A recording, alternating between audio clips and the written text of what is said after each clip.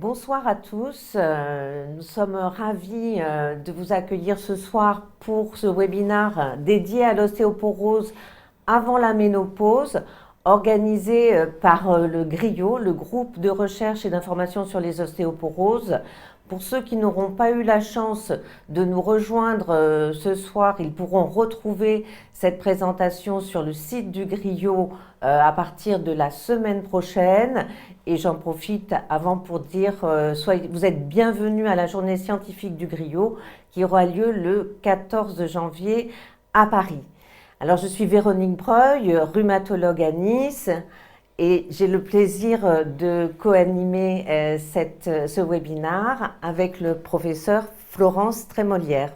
Bonjour à tous, donc je suis moi-même endocrinologue et gynécologue et j'anime le centre de ménopause au CHU de Toulouse. Voilà, alors comme il se doit, vous avez ici nos liens d'intérêt et on va maintenant rentrer dans le vif du sujet. Florence, c'est à toi. Alors, quand on parle d'ostéoporose avant la ménopause, c'est d'abord une situation qui n'est pas très fréquente et on va se référer, vous verrez, à différentes définitions dont la survenue des fractures. Alors, un petit rappel qui est celui de l'évolution de la masse osseuse avec l'âge. Vous voyez sur ce graphique cette constitution de ce capital osseux qui va se dérouler essentiellement au travers de la période pubertaire, avec notamment chez les femmes, mais également chez les hommes, même si le phénomène n'est pas tout à fait le même, une stabilisation de la masse osseuse pendant ce qu'on appelle la vie reproductive, c'est-à-dire globalement entre 20 ans et 50 ans. Et puis ce qui caractérise le dimorphisme sexuel entre hommes et femmes, c'est justement cette accélération de la perte osseuse au moment de la ménopause qui explique pourquoi notamment l'ostéoporose dans sa forme post-ménopausique tout au moins est plus fréquente chez les femmes que chez les hommes. Et ce diagramme vous montre un petit peu quels sont les déterminants qui vont contribuer à cette acquisition osseuse qui finalement va faire que chaque individu va avoir un capital osseux donné, donc essentiellement des facteurs génétiques, dans lequel bien sûr l'hérédité va jouer un rôle. On considère à peu près que 80% de ce qu'on appelle la variance de la masse osseuse est sous la dépendance de facteurs génétiques.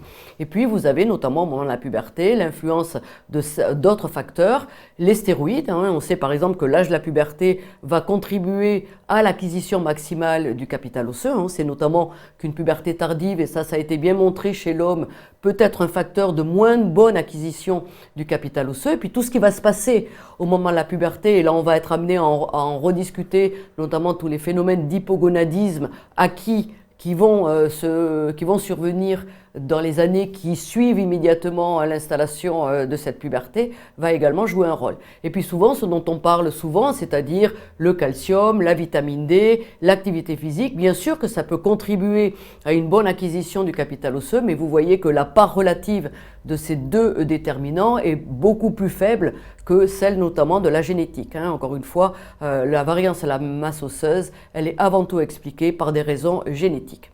Alors, quand on revient maintenant à ce qui nous intéresse plus particulièrement, c'est-à-dire l'ostéoporose avant la ménopause, si on se base sur cette incidence fracturaire, cette incidence fracturaire, elle est quand même très faible avant l'âge globalement de 50 ans. Et vous avez sur cette diapositive l'incidence des fractures sur différents sites osseux, cheville, pied, le membre inférieur, le membre supérieur, la main, la colonne vertébrale, les hanches ou le bassin, enfin les fractures qui sont un petit peu les fractures emblématiques de l'ostéoporose maladie, l'ostéoporose fracturaire. Vous voyez que cette incidence, elle augmente surtout après 50 ans chez les femmes et beaucoup plus tardivement, plutôt après 65-70 ans chez les hommes. Donc globalement, avant 50 ans, cette incidence, elle est très faible. Elle est estimée, notamment pour la fracture du poignet, qui est une des fractures les plus fréquemment rencontrées, à 10 fractures pour 10 000 patients par an, tout confondu, hommes et femmes.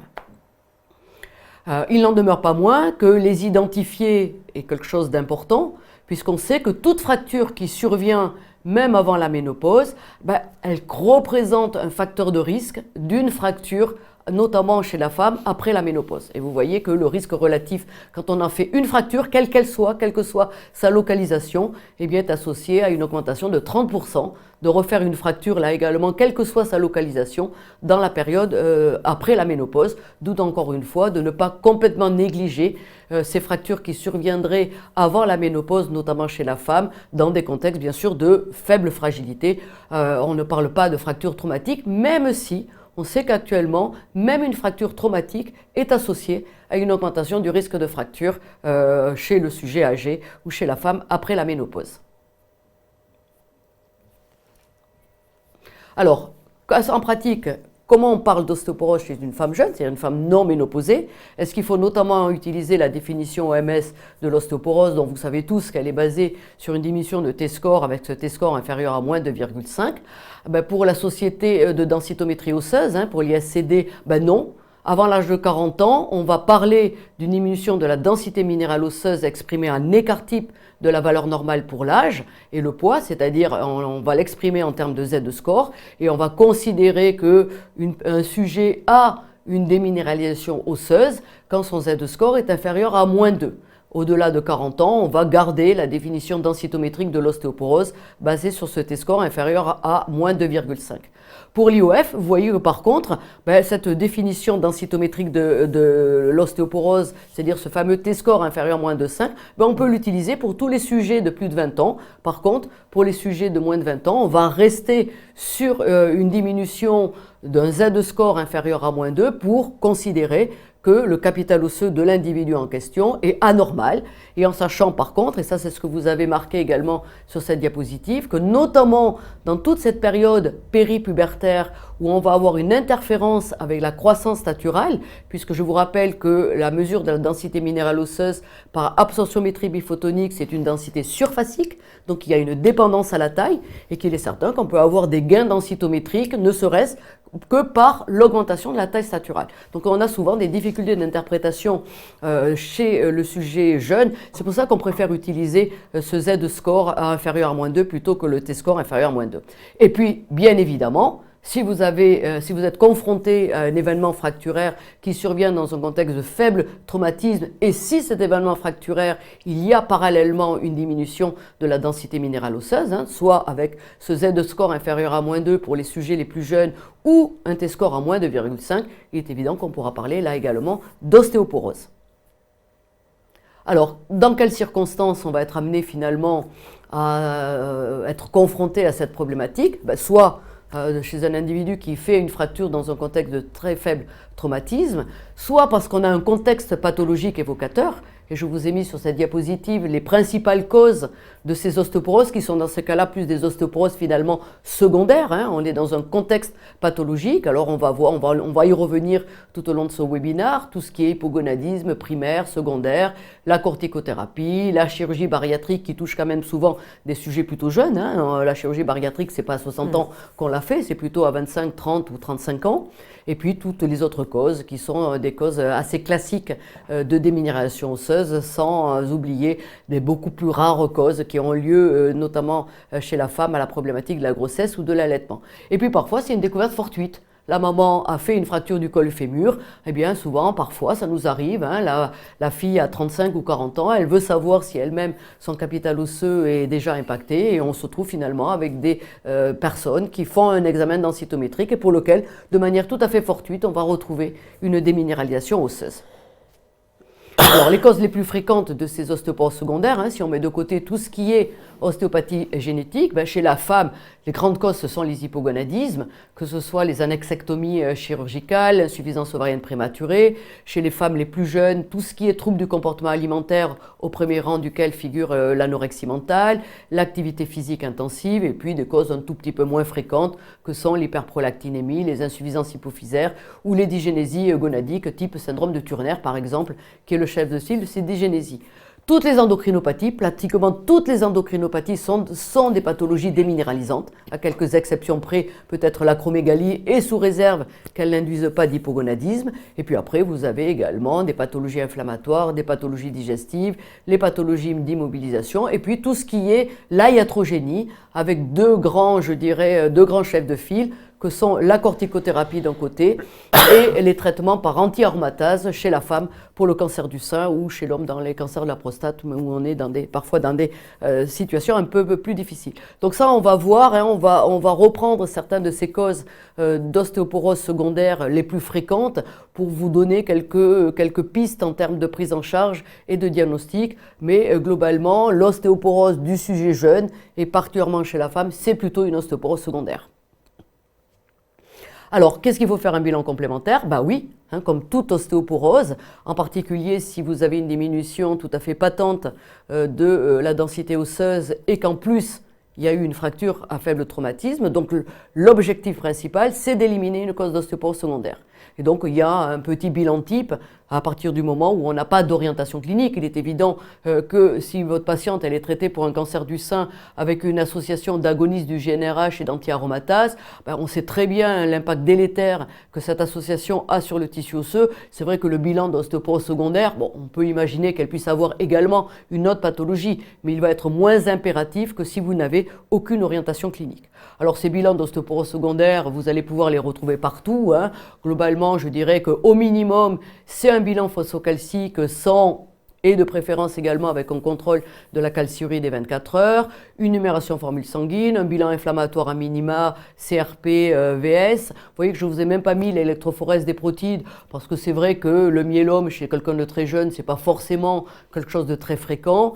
Les taux de vitamine D, ce n'est pas tellement là pour le bilan étiologique, mais c'est plutôt pour le bilan plus global de cette ostéoporose. Et puis on vérifie toujours le bilan thyroïdien. Et puis après, selon l'orientation, selon l'existence ou pas d'un hypogonadisme, selon un bilan inflammatoire pathologique, selon des signes d'hypercorticisme, ben vous voyez qu'on peut faire plein de choses, hein, rechercher une maladie cœliaque, rechercher une mastocytose, et on peut aller dans certaines situations vers des gestes un peu plus invasifs, biopsie intestinale, voire biopsie osseuse, même si ce sont des gestes qu'on fait actuellement moins. Et puis quand vous êtes en particulier dans un contexte familial, on a actuellement des puces NGS avec un certain nombre de gènes de prédisposition qui peuvent être identifiés dans ce contexte.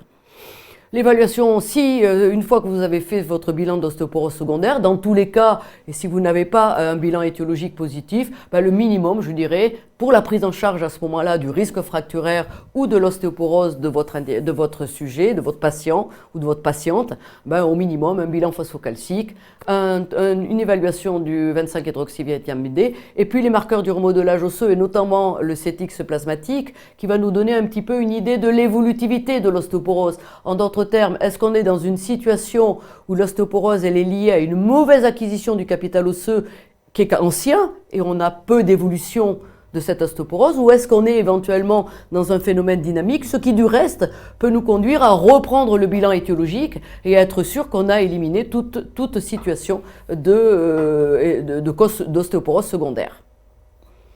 Véronique ?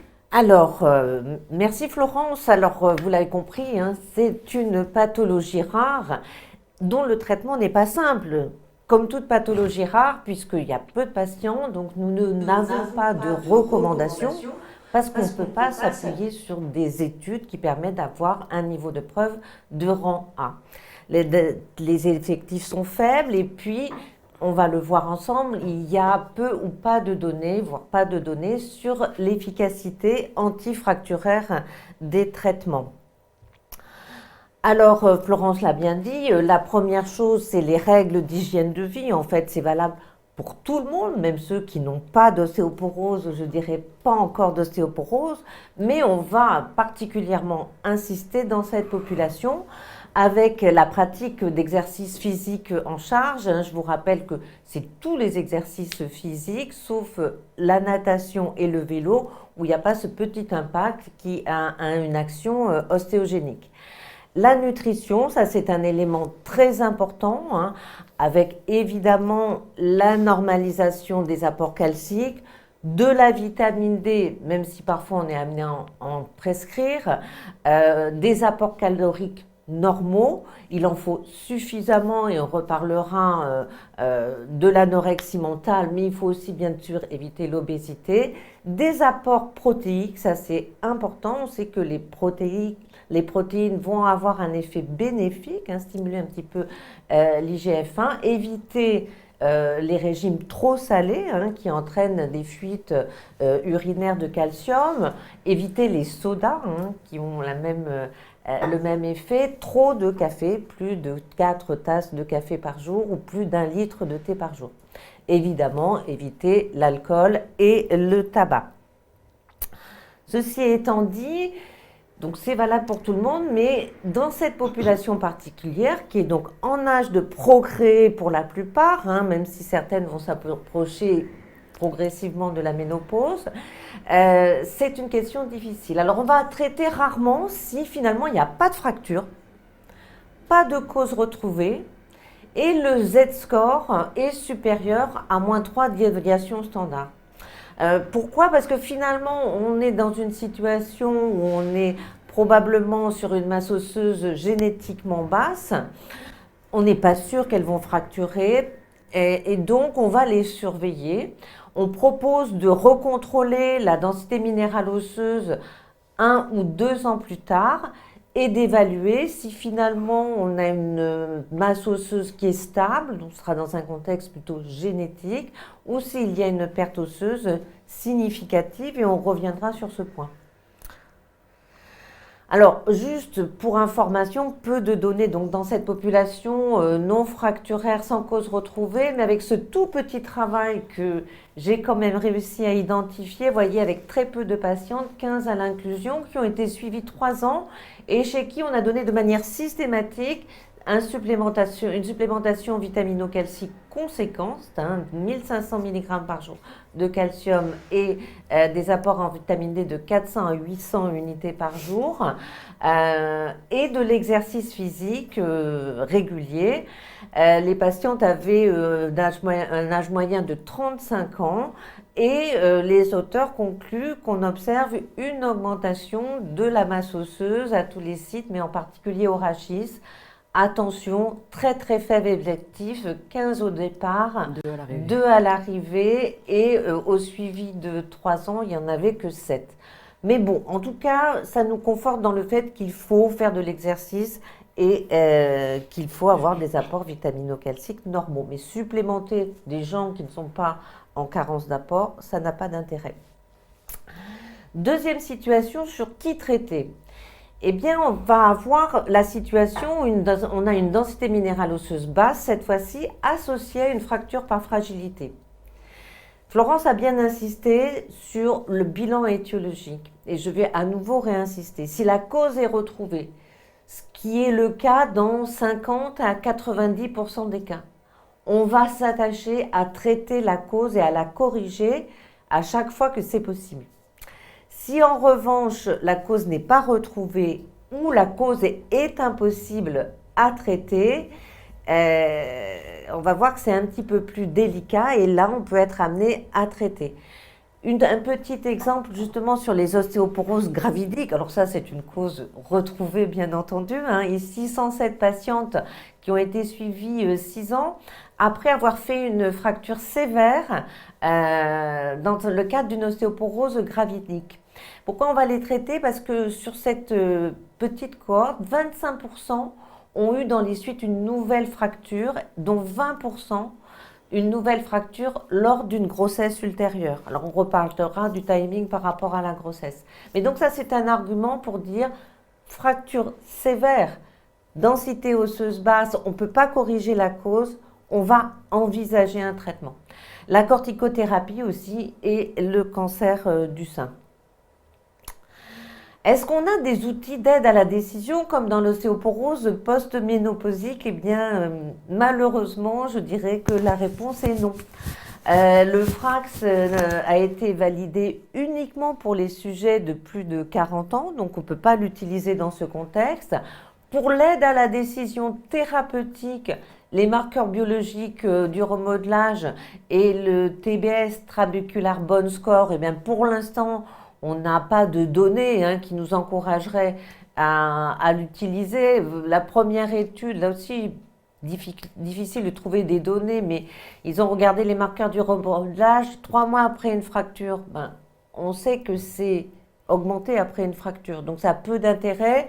Et le deuxième travail, c'était des femmes qui n'étaient pas ménopausées, mais qui étaient quand même en périménopause.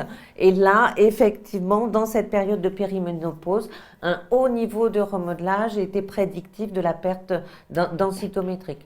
Mais c'est vraiment, ça va être difficile de l'utiliser dans l'aide à la décision thérapeutique. Ce qui nous aiderait, mais qui n'est pas disponible en pratique courante, hein, c'est le microscanner, le HRPQCT, qui va nous donner le reflet de la microarchitecture et qui permet effectivement de différencier les femmes sans et avec fracture, donc, mais ce n'est pas utilisable malheureusement en pratique courante.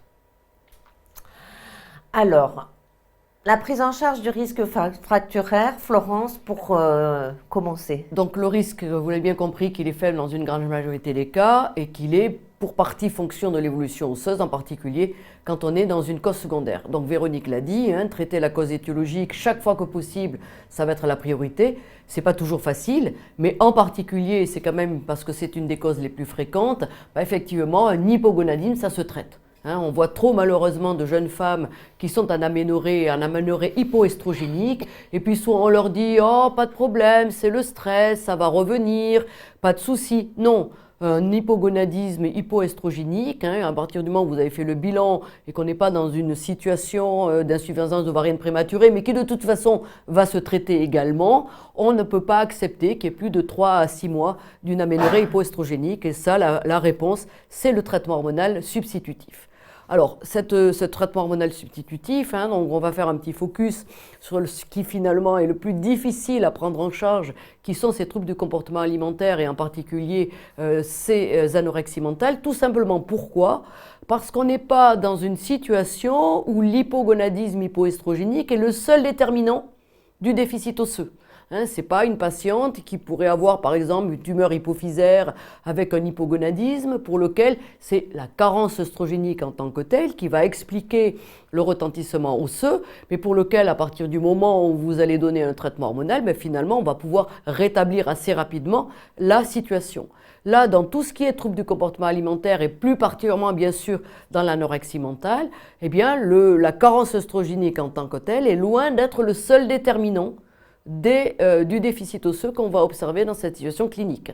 Il y a toute la problématique nutritionnelle hein, qui rentre en ligne de compte, tous les déficits nutritionnels qui vont contribuer à cette ostéoporose, qui, on va en reparler, est très souvent à bas niveau de remodelage osseux, ce qui n'est pas le cas des ostéoporoses dont l'origine est un hypogonadisme tout simple. Et puis, il y a tout un tas également de modifications hormonales qui sont plutôt délétères, que ce soit des peptides digestifs, que ce soit une résistance à l'hormone de croissance, que ce soit des syndromes de basse T3, etc., etc. Toujours est-il que si vous voulez, si effectivement la réponse thérapeutique est souvent de proposer la mise en route d'un traitement hormonal substitutif, vous allez voir que c'est très souvent décevant, tout simplement parce que ces déficits osseux et ces ostéoporoses sont d'origine multifactorielle.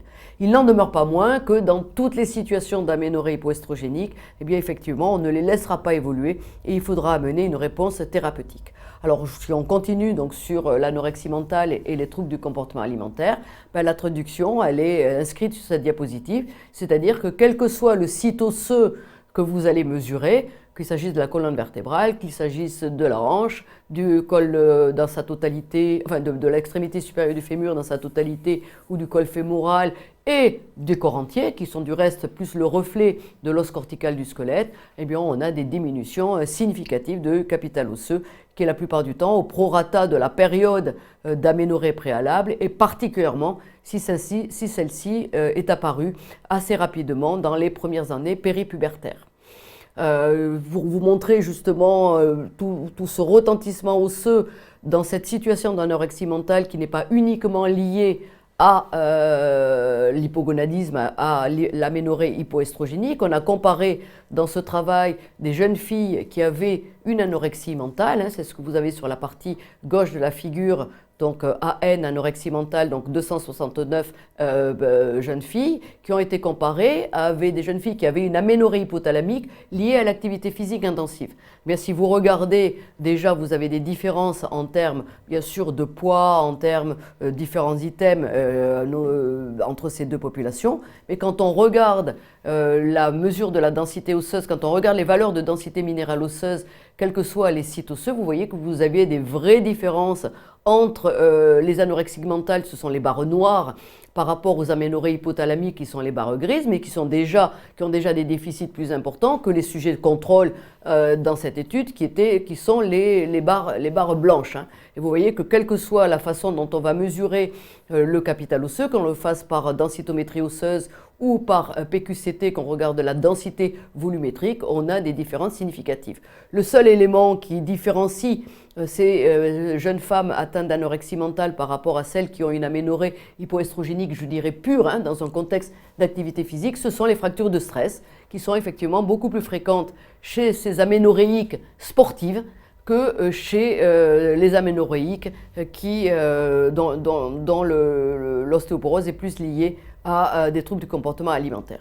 Et ce que je vous disais à l'instant, et c'est ce qui va rendre très difficile la prise en charge thérapeutique de ces situations nutritionnelles, c'est qu'on est dans des ostéoporoses à bas niveau de remodelage osseux. Vous voyez les paramètres de la formation osseuse, ostéocalcine, les lysoenzymes osseuses des phosphates alcalines, comme les phosphates alcalines totales, elles sont diminuées. Le CTX, il n'est pas toujours augmenté, hein, il est parfois bas, il est parfois normal. Donc c'est un paramètre qui est plus le reflet a priori de la carence œstrogénique, mais qui est très variable selon l'importance du déficit osseux et surtout selon l'évolutivité de la maladie. Mais globalement, c'est plutôt des ostéoporoses à bas niveau de remodelage osseux. Par contre, hein, quand on guérit ne serait-ce que sur le plan nutritionnel, ces situations d'anorexie, on a une augmentation significative des marqueurs du remodelage osseux. Donc encore une fois, la problématique de la prise en charge, c'est ce bas niveau de remodelage osseux avec un déficit qui est très dépendant de l'évolution de l'anorexie, de l'importance de la perte osseuse et surtout du moment de la survenue. Hein, beaucoup plus grave si ça survient dès le début de la puberté, quand on est dans une situation d'aménorrhée primaire, que dans une aménorrhée secondaire. Peu d'impact d'un traitement par voie orale, ça je vais y revenir. Pardon. Puisqu'effectivement, quand vous donnez un stéroïde par voie orale, vous allez diminuer la transcription du gène hépatique de l'IGF-1, et donc finalement, on a déjà une ostéoporose à bas niveau de remodelage osseux, et on va rajouter une diminution de certains marqueurs, de certains facteurs de croissance, dont on sait qu'ils ont plutôt un rôle anabolique sur le tissu osseux. Donc je dirais que c'est presque la double peine, hein, on a déjà une situation qui est défavorable à cet égard, et en plus, si vous donnez un stéroïde par voie orale, vous allez limiter la production hépatique du facteur de croissance, qui est un des facteurs essentiels dans l'effet anabolique, sur l'effet anabolique osseux. Et c'est ce qui est montré sur les diapositives, hein, où on a mesuré l'IGF-1, les protéines porteuses, l'IGF-BP3, on a regardé des rapports entre IGF-1 et IGF-BP3. Vous voyez que par rapport à des patients non traités, vous donnez de l'estradiol par voie cutanée sous forme de patch transdermique, vous ne modifiez pas les concentrations de l'IGF-1, vous donnez une pilule œstroprogestative, une contraception, et vous diminuez clairement les concentrations d'IGF-1. Et du reste, les quelques études que nous avons, les quelques essais que nous avons de l'impact du traitement hormonal dans l'anorexie mentale, quand c'est donné par voie orale, c'est totalement négatif, c'est-à-dire qu'on n'a pas de bénéfice osseux à donner une estrogénisation sous forme d'une pilule œstroprogestative par voie orale. Est-ce que par voie cutanée, on a un effet un peu plus favorable? On a quelques études tout à fait limitées qui semblent aller dans ce sens-là. Donc je vous montre ce travail où là, on a traité des anorexiques avec des fortes doses d'estradiol par voie transdermique pour vous donner une petite idée de référence pour les praticiens qui ne sont pas toujours très familiers avec ce type de traitement. La dose habituelle après la ménopause, c'est entre 37,5 et 50 microgrammes. Donc là, on est sur des posologiques qui sont le double de celles que l'on donne chez une femme ménopausée. Il n'en demeure pas moins que quand on traite la ménopause avec un traitement hormonal, l'imprégnation œstrogénique qui est conférée par ce traitement est de l'ordre à peu près de 30% de l'imprégnation œstrogénique normale en période de reproduction. C'est-à-dire ça correspond à peu près à un début de phase folliculaire. Ce qui fait que ces posologies de 100 microgrammes, en fait, elles sont très bien tolérées chez les jeunes filles.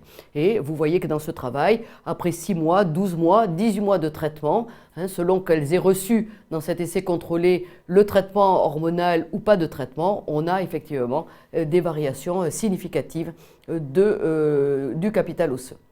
Et cette étude, c'est un petit peu la même chose, sauf que dans cette étude, on a comparé l'administration par voie transdermique des œstrogènes par rapport à une contraception œstroprogestative à 30 gamma d'éthénylestradiol. Et vous voyez que par rapport aux patientes qui n'ont pas de traitement hormonal, quand vous leur donnez la pilule, on n'a finalement aucune différence significative par rapport aux individus non traités. Quand vous donnez une estradiolémie, quand vous donnez une œstrogénothérapie par voie parentérale, on a quand même des variations densitométriques qui paraissent plus favorables.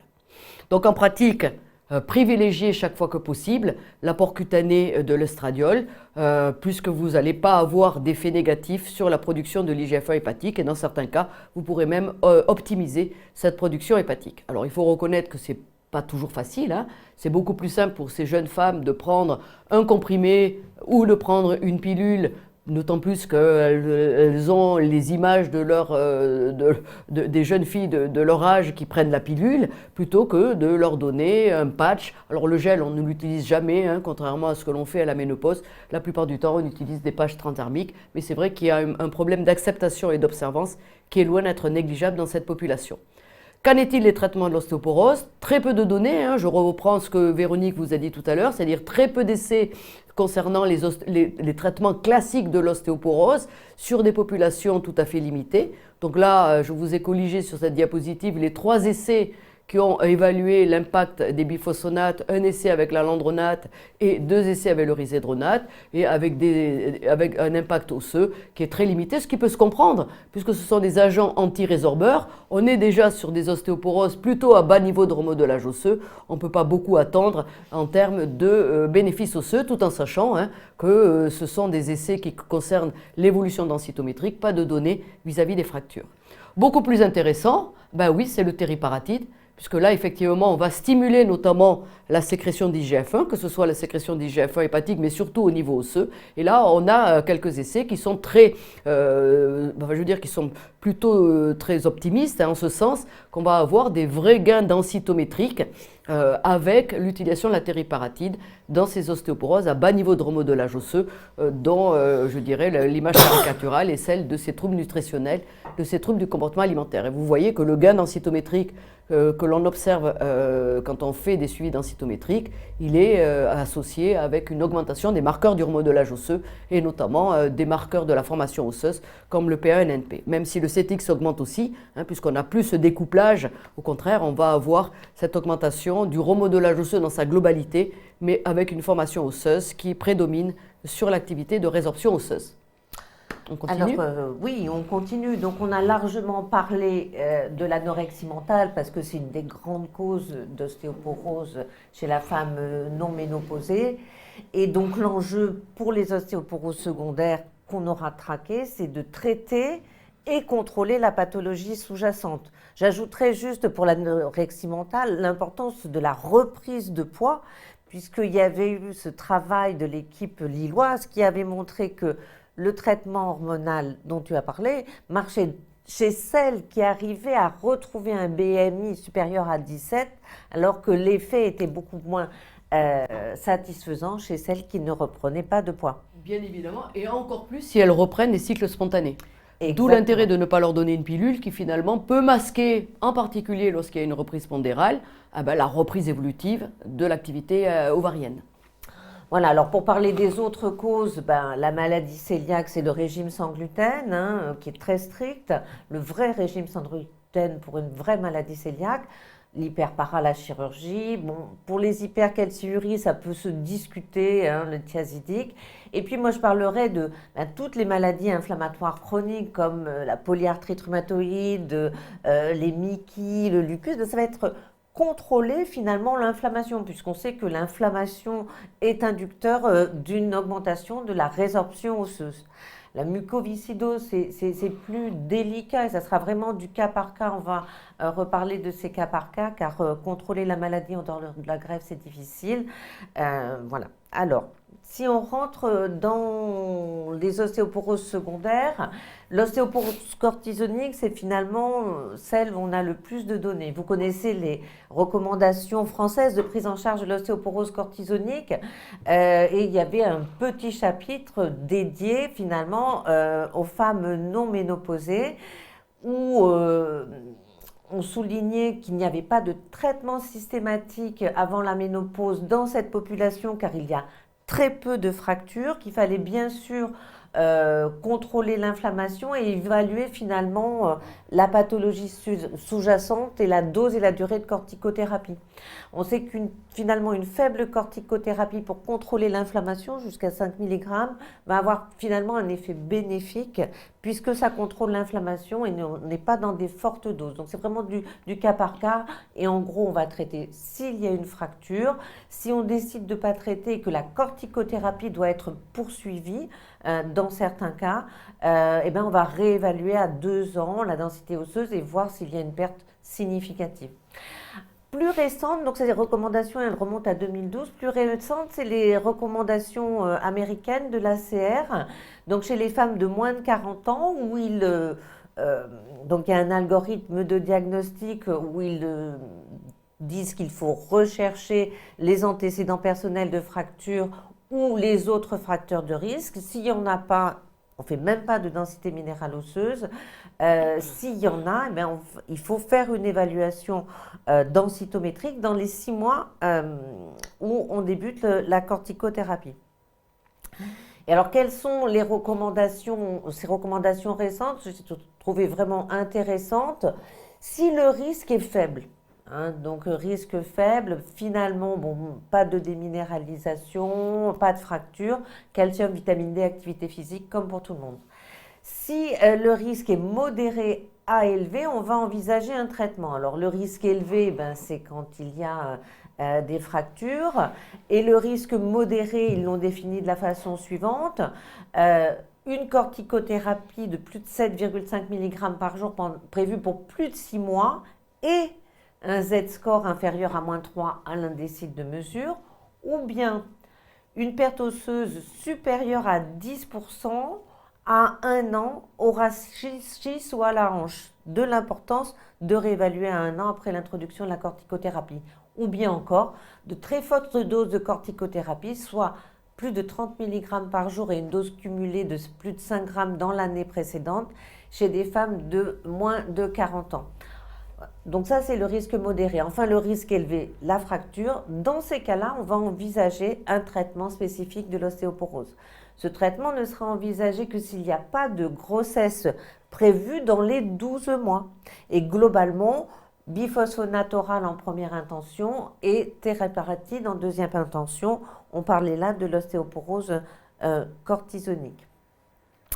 Le cancer du sein, donc malheureusement qui touche de plus en plus de femmes jeunes. Vous savez que la chimiothérapie, les agonistes de la GnRH, mais aussi le tamoxifène qui sont utilisés chez ces femmes non ménopausées, en fait, vont être inducteurs d'ostéoporose et augmentent le risque de fracture de 75%.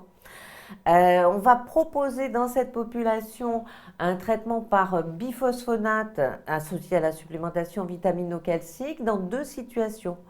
En dehors des fractures, bien sûr. S'il y a un Z-score inférieur à -2 sur l'indécide de mesure, ou bien s'il y a un Z-score inférieur ou égal à -1 et une perte osseuse de 5 à 10% ou plus chaque année en densitométrie osseuse.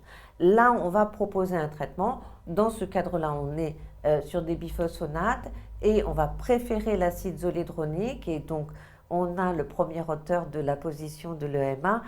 On va préférer l'acide zolédronique puisque c'est celui qui a été utilisé dans cette population.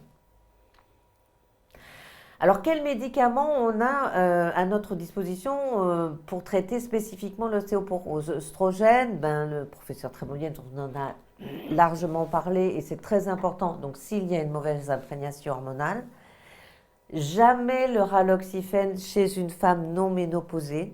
hein, jamais, jamais, parce que ça bloque l'action des oestrogènes sur l'os, hein, et ça risque de majorer la perte osseuse. Donc ça, c'est très important de le retenir.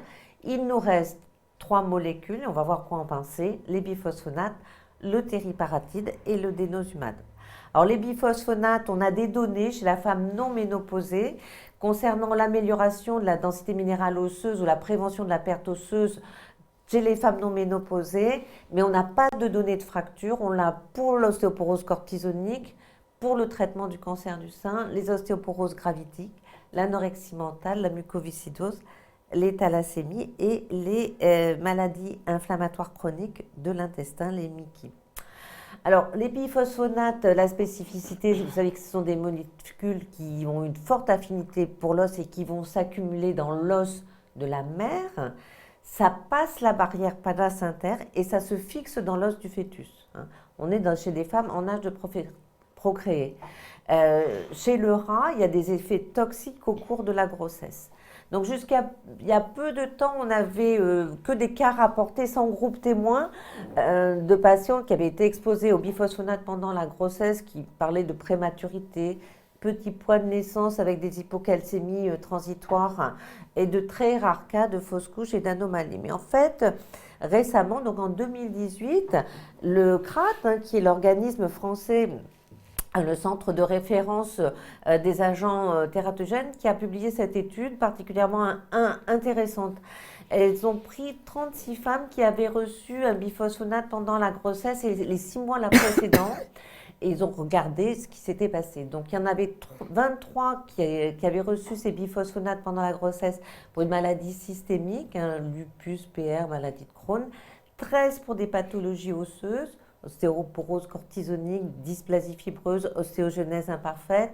Et il y avait 92 témoins qui avaient les mêmes pathologies inflammatoires, mais sans exposition aux biphosphonates. Et quelles sont leurs conclusions? Alors, quelque chose de très important, il n'y a pas de plus de malformations congénitales. Donc, les biphosphonates n'ont pas, dans cette étude, été tenus responsables de malformations congénitales. En revanche, lorsqu'ils ont été administrés dans le cadre d'une pathologie inflammatoire systémique, les auteurs ont retrouvé une augmentation du nombre d'interruptions thérapeutiques de grossesse. Vous voyez, 17% chez les groupes exposés aux biphosphonates contre 1% chez celles qui n'y étaient pas exposées, et une augmentation des complications néonatales non spécifiques, 25% versus 6,3% pour le groupe témoin des mêmes pathologies inflammatoires.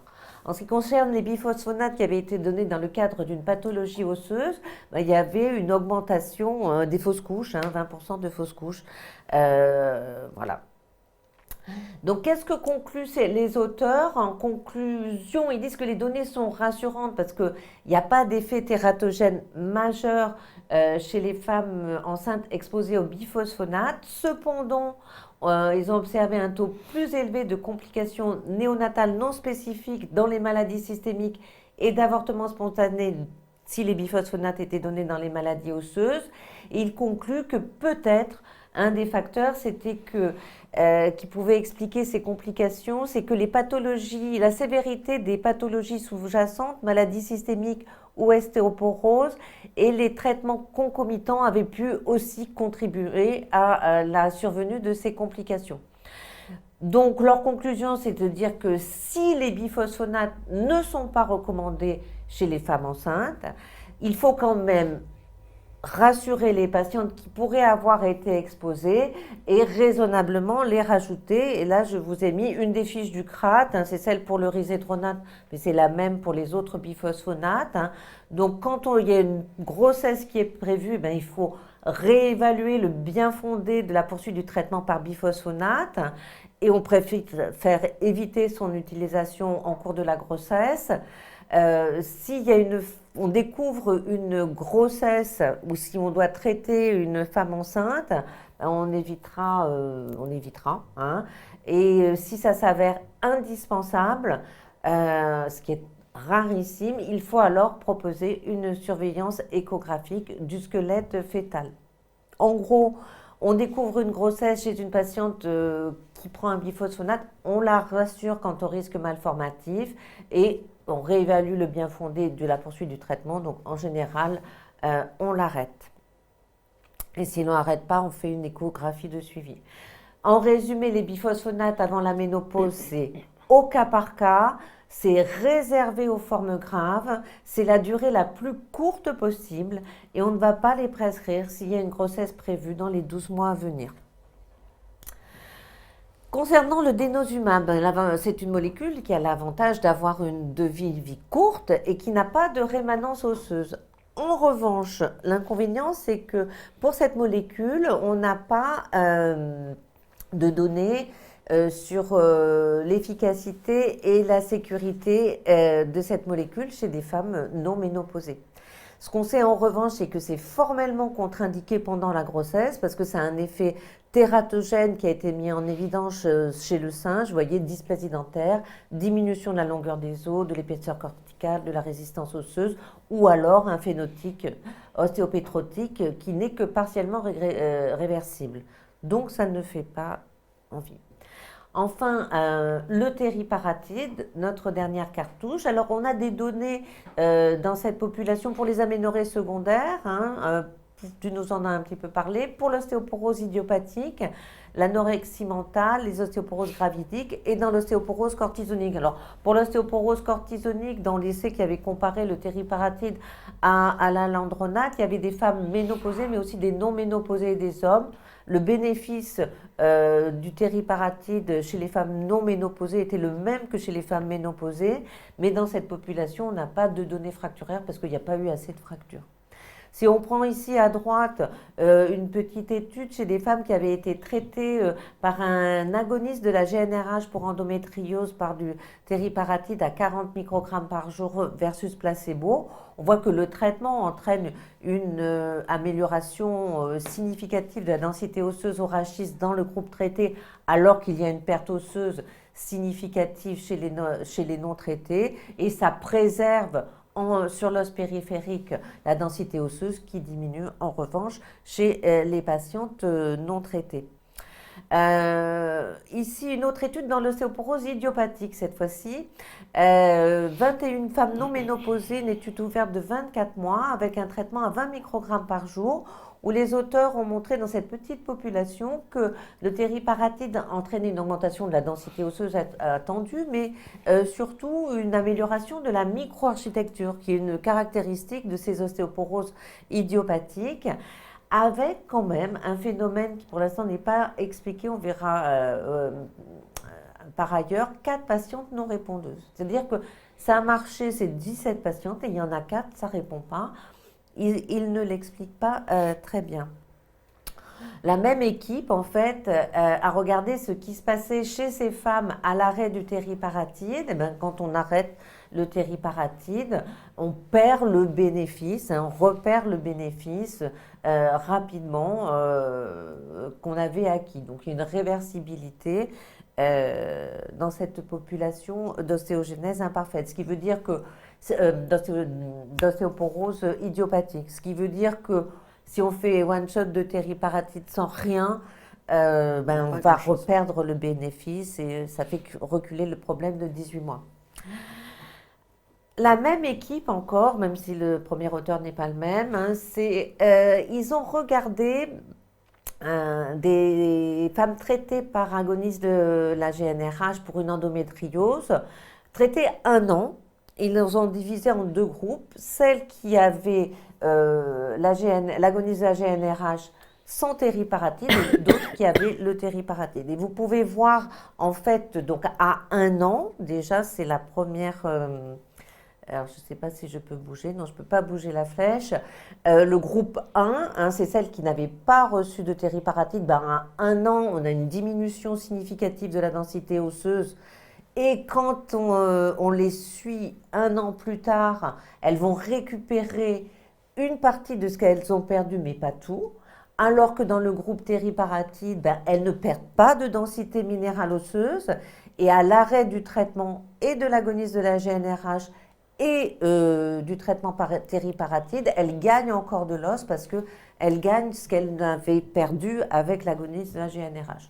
Donc ça peut être une piste sur une pathologie qui est traitée de manière circonscrite, donc dans un temps défini.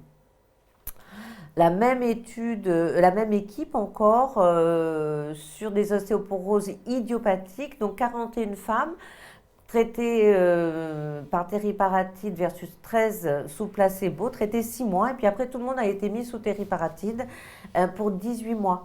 L'âge moyen de cette population était de 37 ans, et vous avez à droite donc l'évaluation à 6 mois de la densité osseuse et des marqueurs du remodelage, et on voit comme attendu une amélioration dans le groupe teriparatide avec une augmentation des marqueurs de formation, une augmentation de la densité osseuse, en particulier au rachis. Et puis à 12 et 24 mois, alors que les autres ne bougent pas, à 12 et 24 mois, tout le monde passe sous teriparatide, on continue à avoir cet effet bénéfique, mais là encore, il y en a 7 qui vont être non répondeuses. En fait, à partir de 12 mois, elles vont gagner le maximum à 12 mois, et à 12 mois, elles n'augmentent plus. Et c'est celles qui avaient un indice de masse corporelle un petit peu plus élevé, et poursuivre au-delà des 12 mois n'avait pas d'intérêt. Donc on peut, si on décide de traiter ces patientes, refaire une évaluation à 12 mois pour voir s'il y a un intérêt à continuer. Ce qui est important dans cette étude, c'est que c'était bien toléré. Donc en résumé, le teriparatide, c'est contre-indiqué pendant la grossesse. Si la croissance osseuse n'est pas terminée, c'est-à-dire moins de 25 ans, il faut vérifier la fusion des épiphyses, et dans les formes très sévères d'ostéoporose, on va pouvoir le discuter s'il y a des fractures sévères malgré le traitement, si on ne peut pas traiter la cause sous-jacente, et le relais par un biphosphonate se discutera au cas par cas. Donc en conclusion, Florence, pour avoir le temps de prendre quelques questions. Donc vous avez bien compris que pour une même diminution de la densité minérale osseuse, le risque fracturaire de la femme jeune, il est significativement plus bas qu'en post-ménopause, puisque l'âge est un des déterminants essentiels de ce risque fracturaire. Donc on sait qu'il va doubler quasiment par tranche de 10 ans, notamment après l'âge de 50 ans. Donc ce n'est pas parce qu'on a une diminution de la densité minérale osseuse qu'on va obligatoirement faire une fracture, et ça c'est particulièrement le cas chez les femmes jeunes. Qu'un Z-score inférieur à -2, ou lorsqu'on a déjà fait une fracture à faible traumatisme, dans un contexte de densité minérale osseuse abaissée, il faut faire le bilan complémentaire dont on vous a parlé.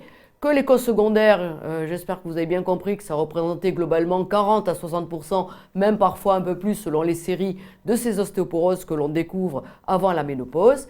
Que la prise en charge thérapeutique, elle n'est pas justifiée en cas d'ostéoporose idiopathique une fois qu'on a éliminé toutes les causes secondaires, donc chez une femme qui a comme seul critère ostéoporotique le fait d'avoir une diminution de la densité minérale osseuse, mais qu'elle n'est pas réglée, sous réserve qu'elle ne soit pas cyclée.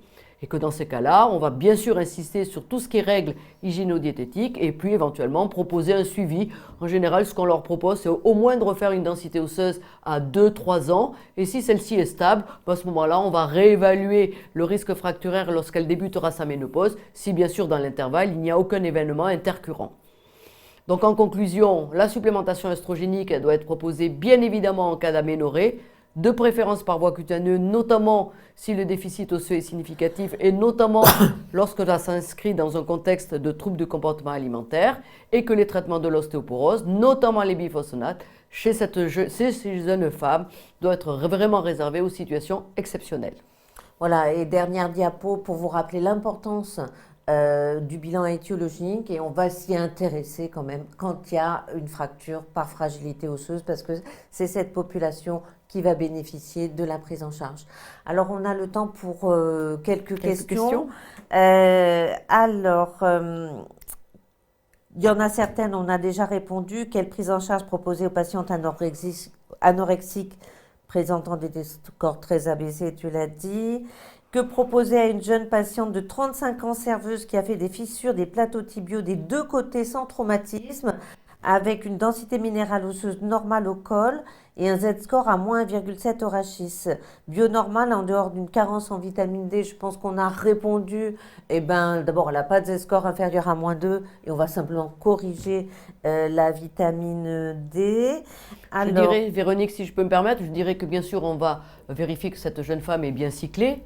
qu'elle n'est pas aménorrhée, et que peut-être je vais lui proposer de faire un bilan podologique, puisque ces fractures de stress qui se touchent les membres inférieurs sont souvent en relation avec des anomalies de la statique du pied, particulièrement cette jeune femme qui est serveuse et qui donc doit rester debout toute la journée, et qu'elle a peut-être une anomalie de la statique qui peut être corrigée par des semelles orthopédiques qui risquent de limiter les contraintes mécaniques au niveau de ces pièces osseuses qui ont fracturé. Oui, tout à fait.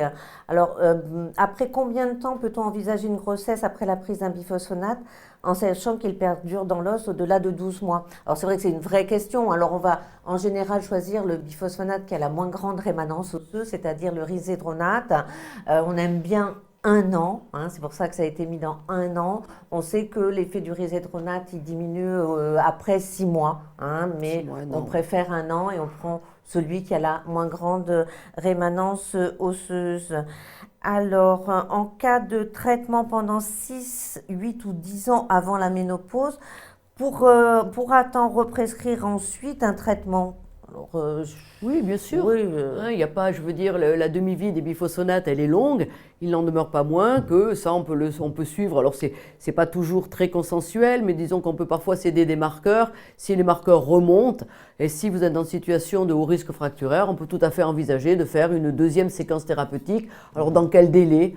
Voilà, c'est très variable, ça dépend de l'âge, ça dépend du niveau de risque fracturaire, ça dépend de l'évolution dans l'intervalle en termes de survenue ou pas de nouvelles fractures. C'est vrai qu'on ne peut pas donner réellement une recette de cuisine, mais sur le principe, on peut refaire des séquences thérapeutiques. Alors, vu cet après-midi, une patiente de 34 ans ayant un fils de 8 mois après 2 tentatives a fini par une insémination. Une densité osseuse basse avec un T-score à moins 3,8, enfin je ne sais pas si c'est le T-score, à moins en post-accouchement, demandé devant une fracture spontanée d'un métatarse. Mais elle a un antécédent de fracture vertébrale T7 en 2013. Elle veut une deuxième grossesse et cette patiente est sous tériparatide débutée il y a 6 mois. Et la personne envisage un relais dans 3 mois par acide zoledronique. Est-ce qu'elle peut avoir un projet de grossesse plus tard? Bon, est-ce qu'il faut négocier? Alors moi je dirais que, bon, déjà ça dépend si la fracture en 2013 c'était une fracture traumatique, parce qu'on peut avoir des fractures traumatiques ou pas. Alors c'est vrai qu'elle est très déminéralisée, mais dans les ostéoporoses, alors on a vu que les ostéoporoses de la grossesse, c'est vrai que c'était une indication à traiter, mais là si elle a qu'un métatarse, qu'elle veut un autre bébé, on va la recharger en calcium, vitamine D. On peut proposer un traitement, si on décide d'un traitement, un traitement de 2 ans, ça dépend de l'âge de la patiente, à 34 ans. Mais il faut qu'elle fasse son deuxième bébé, mais bon, oui, il faut qu'elle récupère un petit peu. Voilà, en sachant que le risque de la deuxième grossesse, si c'est une vraie ostéoporose gravidique, il n'est pas obligatoirement associé à une augmentation du risque de fracture, mais c'est vrai que ça va dépendre un petit peu du contexte général. Ce qu'on va au minimum limiter, c'est l'allaitement. Oui, on va limiter l'allaitement, on va peut-être lui demander, dans 6 mois, on recontrôle la densito parce qu'il y a une récupération quand même partielle. C'est vrai qu'on n'a pas trop envie de faire des grossesses chez des patients qui ont eu des successions thérapeutiques, que ce soit le tériparatide ou les biphosphonates. On n'est pas très confortable. Tériparatide, pas pendant la grossesse. Pas pendant la grossesse, donc ça c'est vraiment du cas par cas. Voilà. Et pour finir, la dernière question, vitamine K dans l'ostéoporose, est-ce que ça sert à quelque chose? On n'a pas de démonstration réellement formelle sur l'intérêt de cette vitamine K. Et alors, en préménopause, aucune donnée. Oui, il y a quelques données, au plus de laboratoire, mais en tout cas, ça fait pas partie des recommandations et des armes qu'on a. Donc, je crois qu'on a fini. On vous attend aussi nombreux à la journée scientifique du Griot le 14 janvier à la Maison de l'Aveyron à Paris. Merci Florence. Merci Véronique, merci à tous les auditeurs. Et puis comme elle l'a dit, vous pouvez toujours après nous reposer des questions lorsque nous rencontrerez lors de la journée scientifique. Voilà. Bonne soirée à tous. Bonne soirée à tous.